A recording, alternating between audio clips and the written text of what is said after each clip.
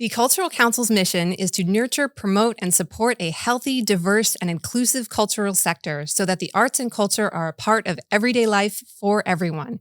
We invite listeners to discover Florida's cultural capital online at palmbeachesculture.com.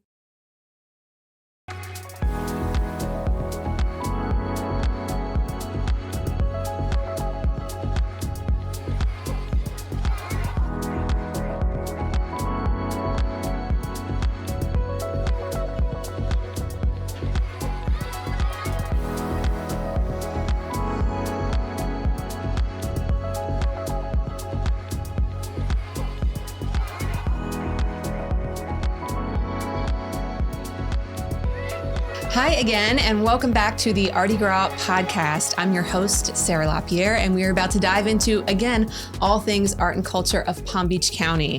Thank you to our sponsor, the Cultural Council. We are excited to bring you another episode with an amazing guest, Matt. Remind me your last name again. Stabile. Okay. And I asked this off camera, but of course it went right out my brain. Matt Stabile is here. He's an actor, director, writer, and an educator. And I have a million questions to get into. Great. So thank you for being on the show. Absolutely. Yeah, it's my pleasure. Okay. So first of all, an introduction and a little bit of background. You are the artistic director of Theater Lab at FAU in Boca. So can you tell us what that role entails? Sure. So Theater Lab is the professional company on the campus. I think it might be the only one in Florida that is directly on the campus of the college. And so we are exclusively committed to new work. So all we do are U.S. Regional, world, and U.S. premieres. And so it's all new plays. And my job as producing artistic director is to both manage the artistic side of the company. So in terms of like what shows are we producing, season selection, what we're developing, what kind of choices we make artistically, to kind of like be on top of all that, I guess. And then also as producing, that I'm managing the company in terms of, finances and budget and raising money and doing all that stuff. I have a wonderful team, a managing director, Cassie Chris, who helps with all that stuff too. But yeah, I guess that's the job. That's fantastic. That seems like a lot of hats immediately. It is. Yeah. How long have you been in that role? So I actually was there when we founded the company. Lou Tyrrell, who was the artistic director of Florida Stage for 30 years.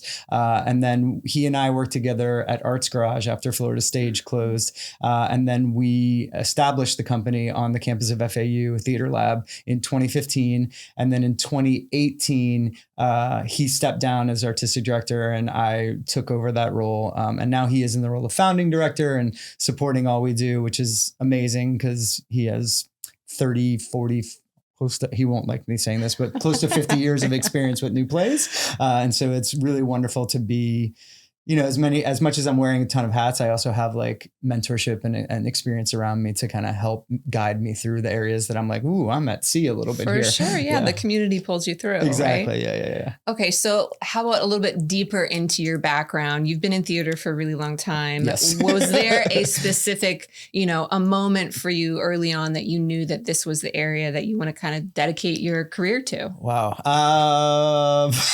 Big question. Yeah. I mean, I don't know if I can point to a specific moment. What I tell most people is that if you stay in this business long enough, what ends up happening is you try to quit 4 or 5 times. And every time you try to quit, because you're like, I just can't deal with this anymore. Every time you try to quit, another knock of opportunity happens. And so like I've had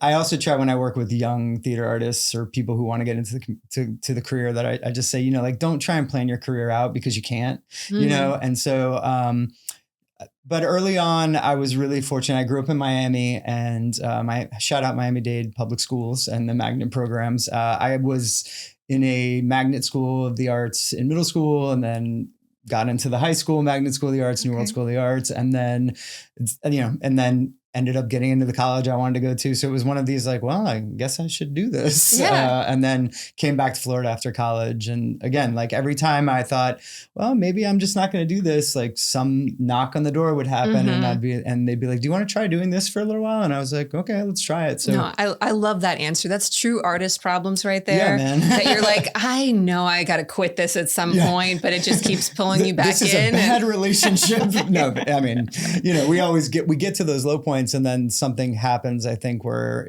it's very rarely the like, this is a great contract and great money. It's usually the thing that like speaks to your soul and you're like, oh, wow, this does change lives and does have an impact. And it's a moment of, I can't not do this. Right. Like, why would I do anything else? I'd be bored. Right. Yeah. Yeah. You daydream about that weirdly. I feel like artists do this. Maybe it's just me.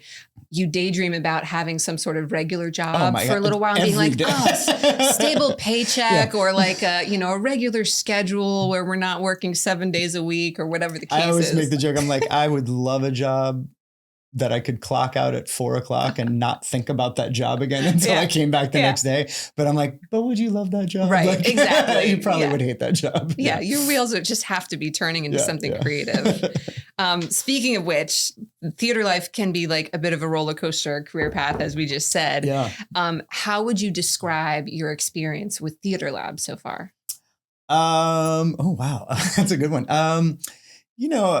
It's been really amazing to, it was like, let's try this. In terms of we only do new work. So like, that's already that makes it difficult already because most people who come see our shows, they don't know anything about the show because they haven't heard of it before. The playwrights are all living playwrights. So like most of them playwrights are not famous, unfortunately.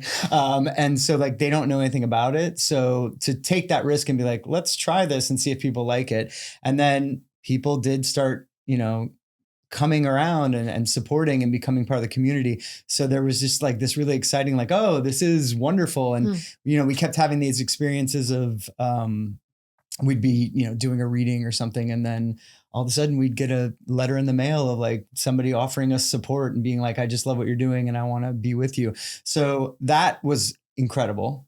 And then in terms of the roller coaster, then obviously we went through the pandemic when, it was, not too long, 5 years ago, like almost to the day where like everything completely closed down. And to be without the space of theater, which is like always what is essential. And we really learned that over that time. And then like, is this going to last? Is this going to survive? And then to see the comeback and like, we're finally now at a place where we're getting our pre-pandemic numbers back. And so like that has been like, that's another one of those things that like every time I've thought like, this is too hard. And then somebody comes along to say, hey, this matters to me as much as it matters to you. And that's been amazing. So I think, it's like, it's the whole thing about look for the helpers. It's like whenever you get frustrated or you get scared, and I guess this is my advice to anybody starting out in the career, it's like, look to those people outside of yourself that it is making a difference to, and just try for a day to do it for them. And if you can do that, I think then that starts the ball rolling and you can get back to the place of like, and I'm doing it for me too, if that's what you've lost. Yeah. Right. Yeah. That's an incredible relationship to form with the community over time, to have this, trust in each other that they're going to support you, you're going to support them and do something that, whatever, super cheesy feeds their soul. Great. Right. And they're going to be willing to risk, I'll say, it is a risk, spending their time on something that they just know nothing about. That's a really beautiful relationship. I tell people all the time, I'm like, the business of new plays directly implies that I cannot guarantee you're going to like every play you come see here. What I can guarantee is that when you come to the theater, you're going to get the best artistic effort. You're going to see, beautiful productions, and you're going to be cared for in a hospitality sense, that this is a space for you. And that way you can come to 4 shows a year and be like, yeah, that middle one wasn't for me, but like, I still felt good going to that place. Right. Yeah. Right. And you can still, as an audience member, appreciate the quality of the production and Exactly. the effort that goes in behind it. Right. And, you know, whether you're well educated in theater or not, Right. you'll have that experience, like you said. That's right. Yeah. So what is drawing you specifically to new work? And when you're, you know, when you're in the role where you're sitting down and determining, you know, what's going to come up in a reading or what's going to come up in a full production, how are you making those Yeah, choices? making those choices. I don't even know. In terms of what draws me to new work, I think it's, I love the classics. Like I'm very, you know, like obviously I went through training and everything, and that's what you do. You like learn the classics. And I think you learn the classics to be inspired by them. And then very good friend of mine is the playwright of the show we're rehearsing right now. And we talk a lot about like, you learn structure so you can break it, right? But like too many artists early on, it's like, well, I want to break the mold. It's like, well, you have to know what the mold is if you want to break the mold, right? And so like how to work in it and then how to subvert it. So in terms of like new work for me, it's just, I don't know. I just think when I go see something, I don't rewatch like movies I love. That's not something I do. So I think I've always been drawn to like, what is that moment that I'm trying to figure something out, that I'm curious about something. And as an artist, I think working on new work, I'll never, even if a show like has had a world premiere and we're doing a regional or something, I'm not somebody who goes and like sees it. You know, part of me doesn't want to be influenced by like what somebody else did, you know, that I want that generative creation is what I think pulls me back to it. And I think that that's how I get it, you know, into the new work world. And I think that's also, I think that is some of how I choose scripts and program is that we are always very intent at Theater Lab with our design team and our artistic team of like being like, what hasn't our audience seen yet? Right. Like, and like, what would be new for them? Like, what have we not done in the space? You know, we didn't use water yet. All right, well, let's do a production where there's a bathtub and a shower on stage. Like, great, we do that. You know, so like, what have they not seen yet? And then also in terms of plays, like I'm always looking for moments in plays that I'm like, I've never seen that on stage before. Oh, that's exciting. That I have no idea how we'll do that. A lot of times, and I think my production staff goes crazy over this, is that like I encourage playwrights, I'm like, write the impossible stage direction. Like write the thing that there's absolutely no way you can do in the theater. Because what that does is then we, as theater artists, we take that and we go, okay, well, what is this moment really about? And then we can't, you know, we're in what used to be a frozen yogurt shop. Like I make that joke all the time. We are a converted space. We don't have a fly system, right? So like we did a play, not, you know, a few years back where the stage direction was that they fly around the room. We were like, well, we can't do that, right? So, so what can we do? And instead, you know, we hid twinkle lights in the entire set that nobody knew were there. And in that moment, the whole stage went dark and just it looked like the room was all stars. And then this family, instead of flying, they did a dance together, and it, you know, it was completely the moment without being that moment. Right. And so I you know, that's what draws. So if I find something in a play that I'm like, I don't know how we're going to do that, 90% of the time that play is going to get done by us. Wow. Because it's that. like, ooh, how are we going to pull this off? You know, and you have to, you know, take chances and see what works. And that's incredible. You're constantly stretching your skills, your production team skills that way. Yeah. And, I mean, why do it otherwise? Right. Like if you're just doing the same thing over and over again, yeah, who cares? You're finding new ways to communicate to the audience too, and sparks who knows what, you know, and whether it's somebody who's just an audience member or a student or another, you know, somebody in the theater, that's giving them an opportunity to engage, expand. To like have their, I say all the time that the arts are the only, you know, being an educator, I'd say the arts are the only curriculum that are designed to teach empathy. And so like if just in a moment, I can open up a production can open up your world a little bit to get you to think about something that you haven't thought about or think it from a new perspective. You don't have to change your mind, but like at least you've thought about something from a different angle. And that for me is the magic. Yeah, absolutely. Yeah. So you've done tons of, you know, readings, hundreds of readings, world premieres, first time premieres. Has there been, this might be a difficult question too, but has there been one, you know, production that's really stood out or reading that stood out to you? Yes, all of them. Right. Otherwise, you wouldn't have chosen them. And that's it. You know, there is a little bit of like I fall in love with the show we're doing at the time. You know, which I think is a requirement. Right. Well, let me rephrase that then. Instead of stood out to you, because obviously all of them have stood out to you in some way. Is there one that, you know, has captured a memory for you that you come back to and think of frequently? Yeah. So during the pandemic, we couldn't get together in person, obviously. And people started doing Zoom readings, which we started doing too. Everybody was doing them. And I was getting invited to watch, you know, Zoom readings by other companies and friends, whatever. And I just got to be like, oh God, I don't want to watch this anymore, you know? So we decided that, you know, I had a long history with audio plays, shout out podcast, like classic audio plays. Okay. So I don't know, you know, if your listeners aren't aware, but like when these classic movies like Casablanca and all these movies came out, one of the ways they would promote the movie is they would do a radio version, and the radio version was free.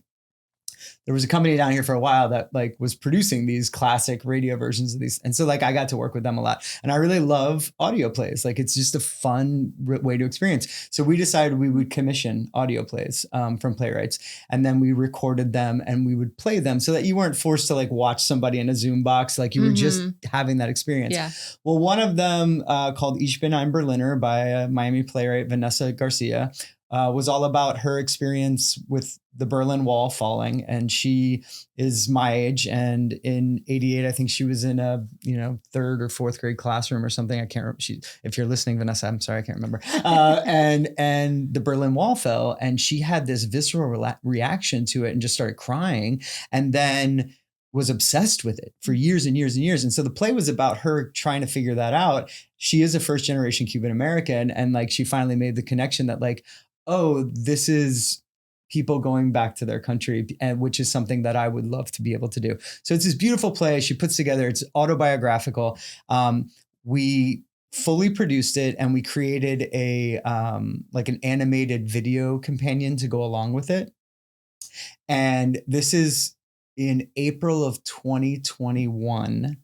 So things were still dicey. The spaces weren't open, but we had an outdoor amphitheater at the college that we were allowed to use. So over the course of I think it was a weekend, we had people come to the outdoor amphitheater. We had 2 live musicians on the stage. We had a giant screen, and we played the audio play with the animated companion. And now it had been over a year since we'd been in a theater space together. And we'd been producing work via Zoom and all this stuff. But it was the first time that I was in space with people, you know, distanced, obviously, and masked at this time and outside. And there was a moment in the play, probably first 10 minutes, where suddenly I heard a bunch of people laugh together at the same time. And I realized that's what I had been missing for the last year, that we had been doing the work, we had been doing this stuff, but what we didn't have was the communal experience and how it's essential that is. And like, I think that people talk all the time about like, well, theater's dying. And it's like, I don't think that'll ever happen. And because it does give us something different than Netflix give us, right? And then the movies give us. It's like, I can go watch a movie by myself and experience it and have a great time, right? But to be in the theater and these scientific studies that show you that like heart rate sync up, breathing syncs up when you hear that gasp from a bunch of people or that laugh. And so that memory will always stand out because it was a really difficult year and a really like, why are we doing this? And suddenly the answer was right there. It was like, we do this because people do need to come together. They need to experience stuff together. And that's why we do it. So that's the one that I think drove me through the next 2 years of like, how are we making it through this pandemic thing? Right. Definitely. I mean, my God, it gives you a really strong, guiding star right there. Just something to hold on to. Exactly. That you can say, we have to keep pushing through somehow. People need this. Yeah. In order to be able to create that for ourselves and for anybody else who's willing to participate. Yeah. Yeah. That's really special. I love that. Thank you, man. All right. So as a writer, director, actor, do you find yourself gravitating towards one role more than the other? Yes. And it shifted throughout my career, but I make a joke all the time now that I'm retired from acting. And primarily it's because like, I don't really have the time anymore with everything else I'm doing. So my primary focus now has been directing and play development. And so I don't have a ton of space for writing right now either. But those are all things that I did in the past. But even I think before, it was like, this sounds arrogant, I guess, but like acting, I guess, always came a little easy to me. And because of that, I started moving away from it as early as college. Like I was just like, this, I get this too quickly. And like, it doesn't challenge me in a way that I want to be challenged. And suddenly like writing and directing were things that I was like, whoa, I don't know how to do that. And then design was something that I also started to study in college too, because I was just curious about like, well, how do you do that? Like, how do you take this thing? And because they were challenging, I ended up gravitating toward that more. But now it's primarily directing. And, you know, I view my role as a director to people talk about like a director needs an army, and like what I think my role as a director is to get all the most amazingly talented people together and then just create a space that allows them to do what they do brilliantly. And so I very often say that like, if I've done my job right, what I'm really doing is getting out of the way. Sure. And that's kind of my primary focus now as a director. Nice. So I want to talk more about some of the initiatives and programs that you guys go through. So the Future Pages project was one that I was reading about. And I want to know, like, how did that come to life? Yeah. So Future Pages project is run. I got to give a shout out to our director of education, our amazing Jill Carr. She now runs that program. It stands for, Pages is an acronym. It stands for Playwrights, Artists, and Generation of Exciting Storytellers. And so it was based on a program that I created when Lou and I were at Arts Garage, which was called Yes Lab, Youth Engaged in Storytelling. I like the acronym stuff. Nice. And so the first, I taught it for, I ran the program the first year at Theater Lab. And then I think Jill joined us after that and took over the program. What it does is, there are plenty of programs out there that teach kids theater or engage kids in theater. We're not interested in creating new actors and little playwrights and everything. What our program focuses on is we want to teach kids that their voice matters, that their stories matter, and the most effective way to communicate their stories. And so Jill goes into the public schools, our partners, and some additional community partners, and teaches a workshop on the parts of a story. Which is a very basic, too many kids learn beginning, middle, and end. And we're like, that's not how you do it, And I always give them the example. I'm like, if you go to the movie and you're 20 minutes late, are you still there in the beginning? And they're like, oh, I guess, so it focuses on like the parts of a story, because we also say like, if somebody handed you a basketball on a basketball court and you had no idea what that was, you might figure out to throw the ball at the hoop, but you probably wouldn't know that you have to dribble. You probably wouldn't know those kind of rules. So we're like, learn the rules of this. Then we bring them to the theater to see a production. And then after they see that production, we take a theme from that production and we ask them, what's a time in your life that this theme has applied to you? So there's been all kinds of ones. Getting Stuck, Braver Than You Believe was our most recent one. And so these kids write their own personal stories about their personal experience. And then they submit them back to us. The top 2% get selected to come join us for 6 weeks, where they continue to rewrite and refine their stories along with the other kids who have been accepted. The program is like grades 4 through 12. So there are seniors in high school getting notes from fourth graders and vice versa, which is really fun. And then they rewrite their stories and then they sort of combine them together. So like if you have a story that's about, the time there was actually one of these, your time you got your hand stuck in a cookie jar and had to go to your mom to confess what you had done and get it out, right? Then like maybe one of the other kids plays your mom for the 2 lines, and they do this whole thing and then they rehearse it and then they perform it on our stage, and they get a chance just to stand up and perform their story and share their story. And so again, like we're not focused on like being the best performers or being, amazing theater makers. Like we're just you can tell your story and people will listen to you, and, here's an effective way to do it. And that's that program. Wow. Yeah. So we do that every fall. And then in the spring we have a different program called Lab Rats, Okay.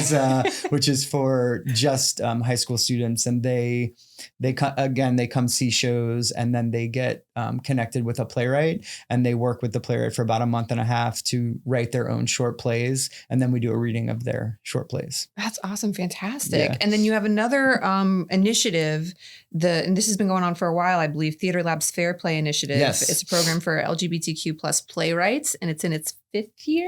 It's in its 5th installment, and it's all through thank you, Our Fund Foundation. The Our Fund Foundation is a LGBTQ philanthropy organization based in Fort Lauderdale, and they have been funding this program for 5 years now. And so it is specifically a commission and development program for LGBTQ plays and stories. And so we put out a call for submissions. We get, I think this last year we got like 120 something from around the country and 2 from overseas, first time ever. And they send us in like, here's my idea for a play. And here's my, a sample of my writing. And then we select which play we want, because too often playwrights, they have to sit in their room in their cave and write their play by themselves. Yeah. And they don't get paid until hopefully someone wants to produce it. So we were like, well, what if we give them a little money to just take some time off their other job and just write this play? And that's the commission part. And then the development is we spend about a year developing it before it gets its first reading.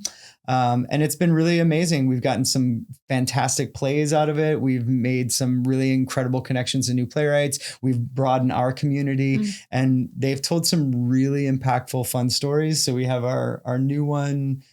This year is our 5th installment, and the first reading of that play ever will be on April 19th at our new play festival. Okay, fantastic. Which leads us in to the next questions, right? You've got a brand new festival that's happening. Yes. This is a big deal because it's 3 weeks long, right? Yes, 3 weeks. And you're doing readings and full production. Correct. Tell us about what we can expect from this. Yeah. So this is our 10th anniversary season. We've done a new play festival every year. One year we did 2. And those were traditionally a week-long event where we would do like up to 6 readings of new plays over a weekend. And so you could come for the weekend and see all these readings.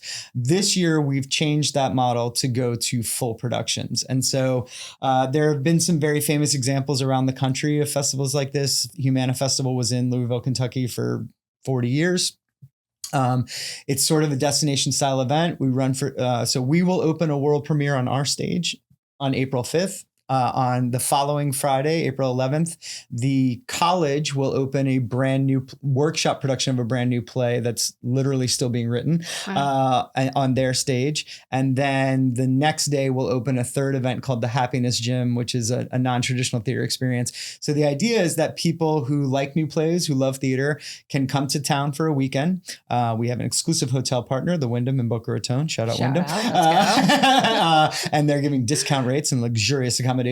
So you can come to town for a weekend. You get in on a Friday night. You can come see all 3 main stage performances over the Saturday and Sunday. And then we'll be sprinkling in some readings that will be free during that time. So you can be fully immersed in the world of new plays for a weekend. And, Boca Raton in April is not such a bad sell. Not bad at all, right? Yeah. So how do you think this year's featured plays are going to explore a different maybe subject matter for the audience? Yeah, they when you do a festival, you want the 3 main events to kind of be in conversation with each other, to touch on each other's themes a little bit. So the play Theater Lab is producing is called The Impossible Task of So the overall theme of I think this year's festival is science and technology and how it can assist in the essential human connection, which is what we all need. And so we have a play called The Impossible Task of Today, which is about a guy who's going through, he's an agoraphobe. He doesn't leave his apartment. And he's going through obviously a mental health crisis. And he's trying to work his way out of that. And there's a whole element of social media and how that has contributed could help, whatever. The college is doing the Frankenstein Project, which is all about a young girl who has lost her mother. And she is assigned a report on Mary Shelley, who wrote Frankenstein after losing her child. And her father, the girl's father, is a scientist who has invented an AI robot. So again, there's this like technology element, this character moving through grief, trying to figure out, can technology help me or is it more damaging? What do I want to do here? The third event, we were like, okay, so we got technology and grief. So we're like, how about science and happiness? And so the third event is a non-traditional theater event called the Happiness Gym, where 16 participants come into a theatrically designed space, and you're going to be led through these really fun, engaging exercises that have been scientifically proven to raise your well-being and your happiness. Wow. And over the course of about 90 minutes, you do several exercises and create really lasting connections with the people in the room. And so we were like, yeah, that sounds like a festival, let's use science to our benefit to make us happy. What a cool experience that sounds like. Yeah, in theory, we'll see. We haven't done it yet. Well, definitely unique. Yes, we can say that for sure. It's going to be very cool. And I think, also to have something that's like non-traditional theater as part of it, like, okay, these two, you come sit down, you watch the play like this one, you go in and you're going to move through the space and you're going to like talk to other people and have fun. There's not going to be any like pull you out of the audience improv stuff. So you don't have to be scared of that. It's definitely going to be a really, I think the people who do that experience are going to talk about it for the next year and a half of their life. Is that an experience that you've had on the table before as an offering? No, it's actually going to be the very first time it's ever been done. It's a concept by a playwright that we know well. He came to me with this concept and I was like, yeah, let's try it. Since that has happened, and we're going to be working with a company out of New York called New Neighborhood Theater that is going to help implement it. Okay. And since that has happened, 2 other theaters around the country have signed on with the National New Play Network, and it's now going to be what's called a rolling world premiere. So our event in Boca will be the very first one. The end of the summer, there's going to be a second one at Kitchen Dog Theater in Dallas, Texas. Completely, new design, completely new team working on it. And then there'll be another one in the next year at a theater in Austin called Vortex. How cool. Yeah. So, I think exciting. I think it's a really interesting, cool concept. And the idea behind the gym, why it's called the Happiness Gym, is that you can change, the idea is that at some point you could make it a permanent installation that because the exercises can change, people need to come back. You don't just do an exercise once and expect everything to be better. Right. And so, in theory, there's a way for us to bring it back and have new exercises and stuff. Still have a completely unique experience in the next it's going to installment. do all the things we believe in theater, which is we want to change lives, we want to make a positive impact, and I think it's going to be very evident with this. This is what you can do. Yeah. That's really interesting. I'm excited about Me too. that. I'm I hope I can do it. I'm very busy those 3 weeks. You want to be able to engage go in as an audience right? member, right? Exactly. Yeah, you could use that happiness boost yes, for sure. Especially after those 3 weeks. I was going to say, I know there's a lot of behind the scenes that's already in progress for you. I mean, you're already working and, in preparation for this event. We're already in rehearsals for the first show. We've been designing the other 2 shows for months and months and months. So there's a lot of work. Yeah. It sounds like it would be a nice little break for you to participate in that. I think that's good. All right. I have a bunch more questions still, but we're going to take just a little brief break and hear from our sponsors. Hear a word from them, the Cultural Council for Palm Beach County. Those dinner reservations and tea times will have to wait because there's an art-filled paradise beyond these beaches. A mecca of masterpieces, spectacular sights by day and night. A cultural capital that's calling your name.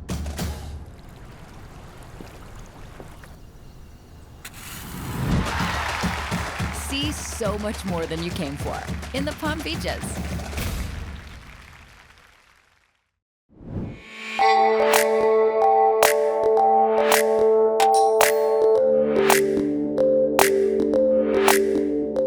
All right, so we're talking with Dr. Alberto Ortiz, a nephrologist from TGH Advanced Kidney Care. Doc, thank you so much for being here. Let's talk about kidney disease. I hear it is a silent killer. Is that correct? That is very correct. And kidney disease, you have to lose about 80% of your kidney function in order to have any symptoms at all. And once you do get to that point, the symptoms are very non-specific that you can find in other conditions like generalized weakness, fatigue, and poor appetite. How do you treat it? So we have, when you get to that point, we have what we call renal replacement therapies, and it consists on hemodialysis, in which we have a machine doing the filtering of the blood in replacement of the kidney. And then we have a kidney transplant in which you get another kidney from somebody else. All right, so that sounds bad. I don't want to get there, doc. So how do I prevent it? So we have different therapies that coupled with good lifestyle modifications and good healthy eating and exercise do go a long way. Great, doc. Well, thank you so much. And that was your Medical Minute brought to you by TGH.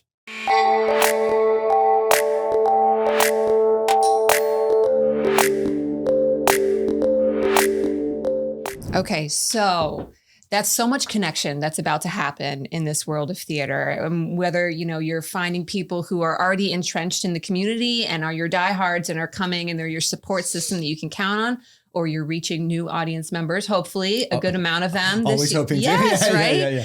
Yeah. I really want to know, how does this kind of work that you're doing, whether it's through the festival or through what you're doing year round, expand? How do you see it expand into the broader community in Palm Beach County and maybe even South Florida? Yeah. I think that's one of the reasons we wanted to change the festival, is that we wanted to be able to open up our audience, right? Like, again, a new play audience is a very specific audience. They're wonderful, lovely risk takers. So how do we get the people who only go see the shows they saw 30 times already? Like, how do we invite them into? And then the other thing for me was, how do we make an impact on our surrounding community, right? And so this idea of this being like a destination event, hopefully we will see, there are proven models around the country where, like I was reading about one in 2019, 18,000 tickets over 3 weeks, right? To see multiple productions. So obviously there's a financial benefit to that, Sure. right? But like the other thing that is the impact on the surrounding community, right? And like, when people come to town to see this festival, that's the main draw, right?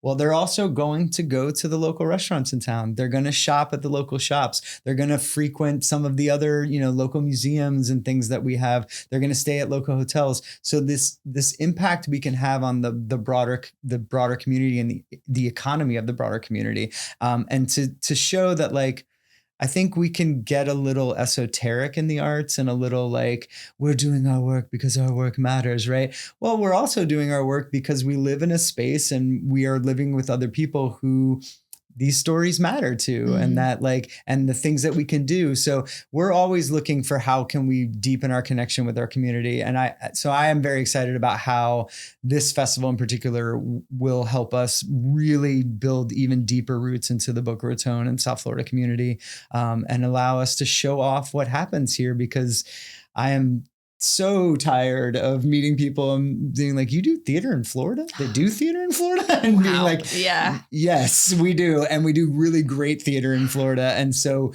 yes, get down here to Florida and see some of what's happening here. And I think because we're doing all new plays, we'll always have that little feather in our cap of like, hey, that show that everybody loves now 20 years later? We started that, like that kind of stuff, which would be fun. Man, so you're building this audience. I think you said this earlier off camera. You're wanting to work slightly ever so to push an envelope as you grow and develop every time, right? Like you said, you're somebody who likes something that maybe is a little bit on the weirder side, or, how do you slowly work that in, right? Because it can't be just a jump from somebody seeing a show that they've heard of a million times, that they've seen of 5, and going from a complete unknown that might be a little bit edgier or off in a different area for them. So how do you slowly work your way towards expanding? I think that's been definitely the biggest evolution for me personally in my career in the last 10 years, is just learning that I am in constant conversation with our audience, that it might be all well and good if I find 4 plays that I'm obsessed with and I want to do. If nobody comes to see them, then I have really not done my job, right? And I always say, like, my first obligation is to the playwright to make sure that I'm serving that playwright's vision and what they're hoping to do with the play. But I have an equally large obligation to my audience, right? This is a place that they feel safe, that they feel welcome, that they feel, again, that the quality is always going to be there, even if they're not familiar with the work. And so one of the things that I have learned over time is that, like, okay, we have to use what you are accustomed to then start moving you forward. And I think all good art does that. But as you said, like, there are definitely shows that I would love to do, but I'm like, no, you like that because this is a weird thing. But your audience will be like, why is he doing this weird stuff? Eventually, you put that in your pocket for later, so, and you work your way back around to it. So you like kind of walk them down the road. But like, you know, recently I said, we're actually, you know, middle of figuring out what next season is. Mm-hmm. And I've got a couple plays that I know are kind of non-traditional in structure. So one of the things I've been actively looking for right now is like, okay, then I need one where they're going to recognize something, right? It might be the setting. It might be that it takes place in an apartment, which I always joke, I hate apartment plays. Like, it just, they as somebody who consumes theater, that's like the last thing I go see is like, if they're like, this is a family in their living room, I'm like, we call them living room dramas. Mm-hmm. I'm like, no, I'm out on that. Right. I want to go see the thing where it's like, oh, this takes place in a unreal world and there's dragons and puppets. I'm like, yes, I'm in. Sign me up. But you know, it's like, I'm there to serve the audience, right? It's like we have that catchphrase at Theater Lab that I wrote on the thing. Theater is an active community. And if you're not listening to what it is your audience wants, you can push them a little bit, right? I always make the joke. I say, audiences think they hate being confused, but they actually love it. And I 100% believe that because, and you know it, I think too, if you're watching a movie and you've figured everything out, you get bored so quickly. The stuff that you like is the stuff that you are dying to lean over to the person next to you and be like, why is that person doing that? Right. Absolutely. And so like, you love confusion as long as it pays off. Right. And so, so how can I take what you're already into and just push you a little bit so that next year we can just get there a little bit more and get there a little bit more. And then maybe, 5 years from now, I can do the really weird play and they'll go with me. Nice. Yeah, absolutely. I mean, you got to grow together. Yeah. And they're not a monolith either. I mean, that's the other thing to remember is that like different plays in your season are going to speak to different portions of your audience. Your job as the theater maker is to make sure that it's not only speaking to that portion, that it can open up to the other people as well. Definitely. So we've talked about risk multiple times, I feel like already. Is there one particular risk that you can mark that's like, that was a big one and it paid off? Like in terms of personally, yes. I mean, shout out to my wife, Nikki Fried. I've been writing her coattails for 20 years. But, no, we were both teachers. I was teaching at a local school, G-Star School of the Arts. I'd been there for 6 years at this point. She was teaching at a private school. We were both teaching theater. And one night she just said, I think I want to leave teaching and just be a full-time artist. And I was like, okay, do it. And so she left and did that. And the very next year I left and did the same thing. So I always that's the one I always go to. That was a major, let's jump off the cliff and see what happens. Right. And as I said before, every time we took those risks or thought maybe this is going to work out, there would be a knock somewhere and you're just open to listening to it.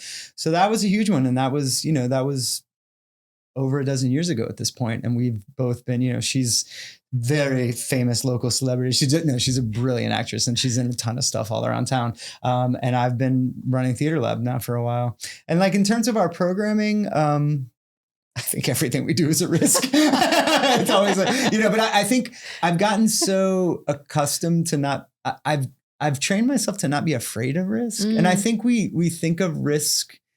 We have this really basic way of thinking of it in terms of risk reward, right? And that something could be a failure. I go back to the thing of I think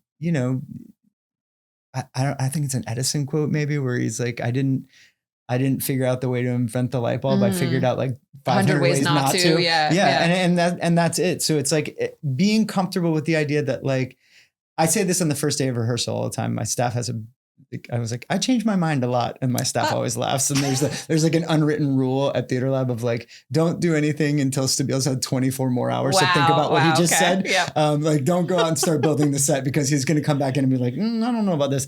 But I think what that does, and I am very intentional at the start of rehearsals, and I tell people that, is that I'm like, if I'm willing to say I'm going to change my mind, I want you to be able to say that too. And that's where, like, I think real payoff risk happens, is that like, once I've made a choice, I'm not locked into that. We could go down this path for a little while and be like, you know what, that didn't work out. Let's go back and try again. And if we approach the risk that way, that like, when we get to this thing, it's not actually the end of the road, it's just the end of that pathway. Yeah. And now we're like, oh, now we actually know how to walk that path, and we get there quicker the next time. So that's kind of how I think I try to approach it. But you know, if we got scared of risk and new plays, we just close. Yeah, I was gonna say, you probably wouldn't have lasted this long, right? Definitely. Okay, this is a question that I ask everybody who comes on the show, which is that if you had to name one place, event, you know, work of art that somebody visiting or living in Palm Beach County should experience, what would that be? And you can feel free to Theater shamelessly Lab. Plug yourself. I'm not going to be mad at it. No, I mean, I like, obviously I'm going to say Theater Lab. Let's see though, but I like, there are a lot of really great theaters in South Florida. Unfortunately, what there is not is like an existing theater district. And that's just what it is. And that's okay. I don't think I'm not sure. There's maybe one starting right now, but it's interesting because it's like, I think we think of the New York model, right? And you go to the theater district and you're walking around, and what happens is you're there to see a show. You're there, you're like, I bought my tickets to go see Hamilton, right? And while you're walking, you go, oh, that looks interesting. And like, oh, what's that one? And what's that one? And so like, I think we don't benefit from that as much, because we don't have that. So I would, number one, just encourage people, like, go to South Florida Theater League, which is a resource down here, and just see who's around and what they're doing, and go check them out. Like, go check out their work. Palm Beach DramaWorks does wonderful work. Maltz Jupiter Theater does great work. Thinking Cap. I could name all. Zoetic Stage in Miami. But you have to be willing to drive too. That's the other thing down here. Yeah, sure. And then on a personal level, my wife and I always loved to visit Murakami Gardens. Yeah, it's a beautiful spot to go and just, you can just go for a walk out in nature if you want, which is great. So, and then, you know what I'm going to say? This is a deep cut. At Jonathan Dickinson State Park, okay, there is a kayak trail that you can take, and you row the kayak all the way up, and you go to a place that is a cultural site. I think his name was Trapper Nelson. Yep. I've been there. Craziest story, like, so fascinating. And you get the day out in the, hey, there's alligators, and I'm rowing by them in a kayak. You swim by, or not swim by, an otter swims by you. Yeah. So I think, I'm a Florida kid. And so like, anytime you can be like, Florida's cool too. Like, go check it out. Like, so those places are nice. Yeah. That's a great list. I love it. I love it. What else did I have here? There's a few more things that I wanted to get into, like another memorable moment, perhaps live theater. Anything can happen. Is there any particular moment that stands out as a big memory of something? I don't know, went mega right or mega wrong, or it's like always mega wrong, isn't it? It's funny. I have a rule that I've built for myself, which is that when a show opens, I watch opening night. Obviously, I've been watching it the whole way through rehearsals. And then generally now I don't come back until the end of the run. And it's because opening night, I'm sitting there chewing my fingers off. And like, I'm not a parent, but I imagine like this is exactly how parents feel. Like, the kid is on the playground, they're doing the thing. There's nothing I can do to help them. There's no support I can give them. I feel like we're always on the edge of disaster. It's like, oh my God, is that door going to open? Oh my God, is that cue going to play? Oh my God, you're going to remember your line there? Okay. Yeah. And so I'm just like, and then I know myself well enough to not come back during the run, because what I end up focusing on is like, oh, we could have done that differently. And I'm seeing all the things that like I might change. But then I do very intentionally come back at the very end of the run, because what has happened at that point is the show has been given over to the actors. Right. And so what we always talk about is like, we set the bumper lanes, like for bowling, right? Like here are the bumpers and you're free to do anything you want in this area. And by the time I come back 3 weeks later, the show has changed slightly and they're finding new stuff and stuff that I'm like, oh, that's great. That's fun. And so I get to experience it a little more the way an audience would. So like those are always really special to me. In terms of like, I was once in a show like live performing and the director had decided that we had cups, but the director decided that they didn't want any liquid on stage. I was very, very sick and I was like getting over and I had a horrible like chest cold and I was losing my voice and I walked out on stage. I'll never forget this. It was a breakfast scene. So I had a coffee mug in my hand. There's no liquid in it. And I cough. And it was one of those coughs that like, as I coughed, all moisture left and I had no voice. And so I literally went to say my line and I was like, right.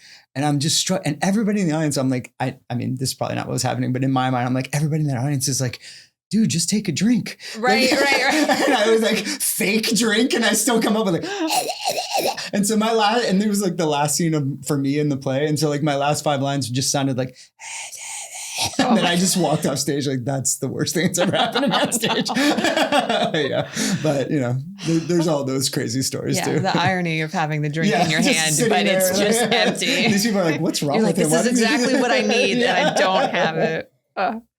I love that though. What you said about you're not sitting in the whole span of the production and editing in your head. No, can't do it. You're letting the actors, they're taking over. They're finding their own fine tuning along the way. Yeah. And I mean, I'm sure that experience for them is invaluable where they don't have, they have the opportunity to grow it themselves. Right. I mean, I say that all the time. It's like, if my job is to put together a team, then my job is to trust that team. Right. And like, so I've never understood a director who wants light reflecting puppets, right? Like that they just move the actors around and tell them what to do. Yeah. I've never understood that because it's like, well, if I trusted them enough to take this role, then like let them do their thing. And that same is true for your designers. Like let your people do their things and trust them that they're going to put their artistry into it as well. Yeah. Your favorite quote is imagination is more important than knowledge. How does that philosophy play into your work at Theater Lab? Yeah, that's an Einstein quote. And I think it's so funny that when you asked me, like when I saw that you were going to like maybe talk about that, I was like, oh, right. That's still in that one bio. But that's always what happens. I have had to review my own bio so many times when people bring it up to me. I'm like, oh, yeah, that is in there, huh? Well, and it's there because it was from an educational thing that I was doing. And it got, so I think that that's like a great quote for kids because I think, especially when they're starting in the arts, like, so I work with, I've been doing arts camp at Kravis Center for over a decade, much over a decade. And like, these are 9 to 11-year-olds. So some of them have done some theater, but some of them it's like brand new to them. Right. And so the first thing I wanted to disarm them about is that like, it's okay if you don't know anything about this. Imagination is more important than knowledge. Like you don't have to know about this yet, as long as you can dream about it and like we can figure out together. And then in terms of like my broader philosophy, I think, my mom's a science teacher, has been a middle school science teacher for like 30 plus years. So I'm also a bit of a science geek. So like finding an Einstein quote was kind of like, yeah, I'm there. But it's that like, it is the what is knowable versus what is dreamable. And if we spent all of our time in the what is knowable, we wouldn't be out of the dark ages, right? It's like we have to be able to dream of like what might be possible so that then we can set plans in place to like make that possible.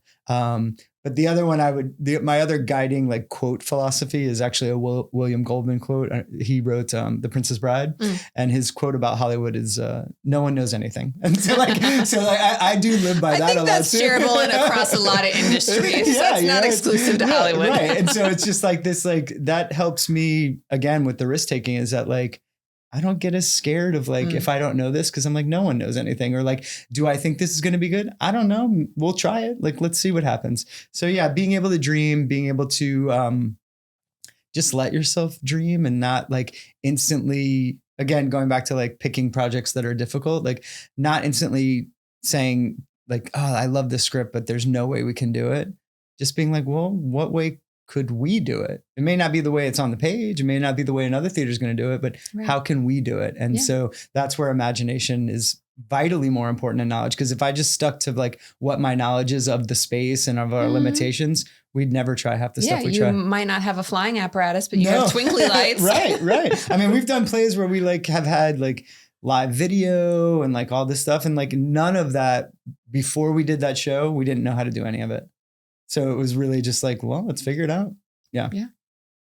That's awesome. You mentioned some advice earlier already, which is maybe don't try to plan out your career in this field too stringently. But is there any other advice that you would like to impart with maybe somebody who's looking to get into any of the areas that you've covered: acting, writing, directing, producing?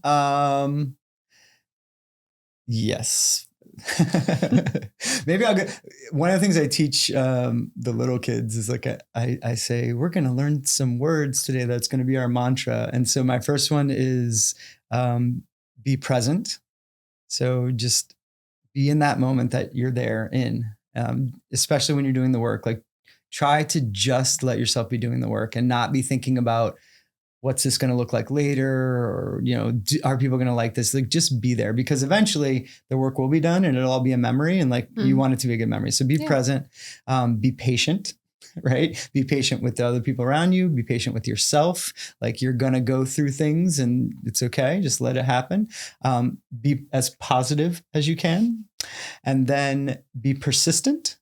And then that persistence will lead to progress. And then we will get to perseverance. And so like, I think that is a general, I use that with the little kids, but I think if you think of your career that way as well, you don't get stuck in the ideas of like, I should be farther along than I am, all those traps that we fall into as artists. And the other thing, I go back to the nobody knows anything, right? I think too many times, especially when a kid says like, maybe this is what I want to do. I came from a family where it wasn't an artistic family. Like I was the first person to like be doing that. Right. Well, what was the instant reaction? Like, oh, well, you can't make a living doing that. I always tell kids, I'm like, look around. Just as you're walking around, look around. There is art all around you constantly, whether it is commercialized art, graphic design, like all that stuff, like it is around you constantly. You are constantly consuming it. If there wasn't a way to make a living in this, that stuff wouldn't exist. Like there is a way to do it. It's just that this is a person who has no connection to what that industry is like, right? So like specifically in theater, even when I taught, generally what the parent is worried about is like all they're aware of is Broadway or Hollywood. Those are the two most common like theater experiences that people understand. What they don't understand is that there are vibrant, healthy regional theater scenes all around the country. And so if you are paying your bills and living a good life, doing the things you love, then that's all that matters. And like, yes, maybe you're not going to be a Broadway star, but you can have a career and not be a Broadway star. And so I try to like, that's one of the things I just try to focus on is that like, there are more opportunities than you are aware of. Don't try to plan your career out, like let it happen, stick to it. And look for the people who matter, stick with them. When you find that connection, like keep that thing because it matters. It's special. Yeah. When you get plugged into a community that's willing to go with you, support you, be a part of your journey, and different phases, things are going to change. Of course. Yeah. And sometimes it's just time and place, it's like, and you do this for a little while, like, again, not planning your career. Right. And then maybe there's something else that will come along. But like, it goes back to the whole thing. Like it's the Ted Lasso thing. Be curious. Just be curious. Like see what else is out there. I love it. That's great advice. Thank you. Well, that was really my last question, other than, of course, if people want to connect with you further, connect with Theater Lab, come to the festival. Yeah. Tell us the name of the festival. The name of the festival is the Owl New Play Festival. The Owl New Play Festival. It's on the FAU campus. And the dates for that? The dates are April 5th through April 20th. You can go to our website, which is fau.edu Facebook.com/Theater Lab. You can literally Google us. Just make sure you're Googling Theater Lab Boca Raton, because there are a couple other theater labs across the country. And yeah, all the information is there. You can follow us on social media. We're on Facebook and Insta, so you can check out what we're doing. And we want you as part of our community. Yeah.